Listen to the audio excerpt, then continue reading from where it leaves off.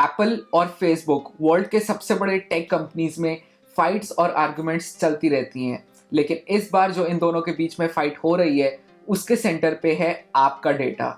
Hey guys, this is Kirat and आज के इस वीडियो में आपको एक्सप्लेन करने वाला हूँ द प्रिवेसी वॉर। अगर आप टेक और स्मार्टफोन्स के वर्ल्ड को फॉलो करते हैं तो आपको पता होगा कि Apple is all about privacy and security. और ये भी आपने न्यूज़ में कभी देखा होगा कि FBI वाले जब किसी क्रिमिनल का आईफोन रिकवर कर लेते हैं और एप्पल वालों के पास जाते हैं कि भाई प्लीज़ इसको खोल दो, तो एप्पल हमेशा मना कर देता है, चाहे मामला कितना ही सीरियस हो। ओवर द इयर्स एप्पल ने अपने सॉफ्टवेयर पे काफ़ी टाइम लगाया है कि हमेशा जो है उनका सॉफ्टवेयर जो है सबसे सिक्योर हो, आपका डेटा हमेशा सेफ रहे, और हर साल कोई ना कोई बड़ा सिक्योरिटी चेंज या प्रिवेसी चेंज आता ही है। बट इस साल एप्पल ने सिक्योरिटी मेजर्स को कुछ ज़्यादा ही सीरियसली ले लिया है।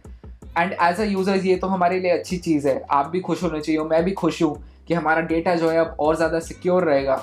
बट फेसबुक वाले इस चीज़ से खुश नहीं हैं। There is a saying that if you are not paying for the product then you are the product. Google, Facebook, Instagram, WhatsApp, ये जो सारी आप फ्री सर्विसेज यूज़ करते हो, इनकी पेमेंट आप अपने डेटा के फॉर्म में करते हो, क्योंकि ये सारी कंपनीज डेटा ड्रिवन है। इनका काम ही है डेटा को यूज़ करना और उसको मॉनिटरी पर्पस एड्स में यूज़ करना। अब एप्पल वालों ने अपने iOS 14.3 में एक ऐसी रिस्ट्रिक्शन लगा दी है जिससे ये पूरा हंगामा शुरू हो गया है। वीडियो में आगे बढ़ने से पहले अगर आपने अभी तक सब्सक्राइब का बटन नहीं दबाया तो प्लीज़ सब्सक्राइब का बटन दबा दो, it means a lot to me. अब इस नए अपडेट के साथ आप जब भी कोई ऐसी ऐप खोलोगे जिसको आपके डेटा की ज़रूरत है, इंक्लूडिंग फेसबुक, आपके पास एक प्रॉम्प्ट आएगा आस्किंग कि ये ऐप जो है यार आपका डेटा लेना चाहती है, ये आपका जो है ट्रैक करना चाहती है आपको, क्या आप अलाउ करोगे, येस और नो। अब अगेन ये भी तो अच्छी चीज़ है, मेरे को ज़्यादा चॉइस मिल रही है, मेरे को ज़्यादा कंट्रोल मिल रहा है मेरे डेटा के ऊपर। तो दिक्कत क्या है? दिक्कत ये है कि फेसबुक का जो टारगेटेड एड्स हैं वो एक मेजर सोर्स ऑफ रेवेन्यू है, और उनको पता है कि लाखों लोग इस ऑप्शन पे नो ही मार्क करने वाले हैं। आई एम श्योर कि आपके साथ ऐसा बहुत बार हुआ है कि आपने गूगल पे कुछ सर्च किया, लेट्स से आपने गूगल पे जो है OnePlus 8T सर्च किया और आप उसके बाद जो है अपना फेसबुक पे चले गए, अपना इंस्टाग्राम पे चले गए, तो उधर आपको OnePlus के ही एड्स आते रहेंगे, OnePlus का ही सब आपको दिखता रहेगा। इसे बोलते हैं टारगेटेड एड्स। आप इन एड्स को दोनों तरीके से देख सकते हो, गुड वे और bad way. On the bright side आपको जो है फालतू के एड्स नहीं आ रहे, आपको वही प्रोडक्ट्स दिख रहे हैं जो आपको चाहिए, जो आप जो है लेना चाहते हो, और हो सकता है जनरली आपको कोई अच्छा प्रोडक्ट दिख जाए, कोई अच्छी डील दिख जाए। And on the darker side आपका जो सर्च हिस्ट्री है वो 24/7 365 डेज हमेशा जो है पैसे कमाने के लिए यूज़ करा जा रहा है, कोई भी प्रिवेसी नहीं है। So yeah it depends on how you look at it. अब फेसबुक ये लड़ाई लड़ रहा है by using small businesses as the centre of revenue loss. इस चीज़ को मैं आपको एक सिंपल एग्जाम्पल से समझाता हूँ। तो सोचो कि आप दिल्ली में रहते हो, किसी मार्केट में, द्वारका सेक्टर 6 में आपकी एक छोटी सी मोबाइल रिपेयर की दुकान है।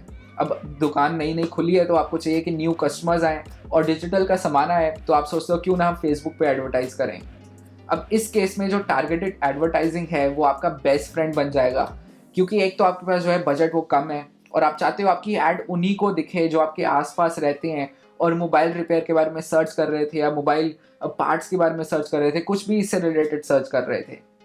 अब यहाँ पर आप जो है पैसे लगा रहे हो एड्स पे, आप चाहोगे कि भाई उससे नए नए कस्टमर्स आएँ, उससे ज़्यादा कस्टमर्स आएँ।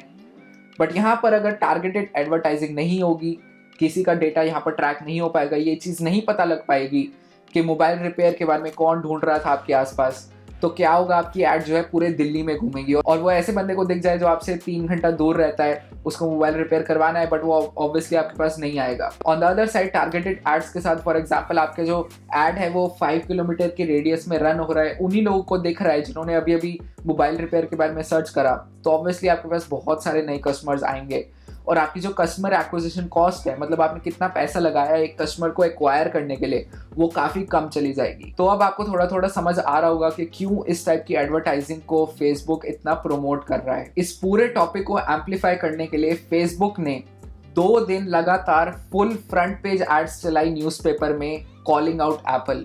अभी एड्स मैं आपको दिखा देता हूँ, बट इनमें बेसिकली वही चीज़ें लिखी हैं जो मैंने जस्ट आपको भी बताई। फेसबुक क्लेम्स के एप्पल के इस अपडेट के बाद, एप्पल के स्टेप से स्मॉल बिजनेसेस को 60% रेवेन्यू लॉस होगा, 60%। In response to this whole drama and fiasco, Apple के CEO टिम कुक ने ट्वीट किया।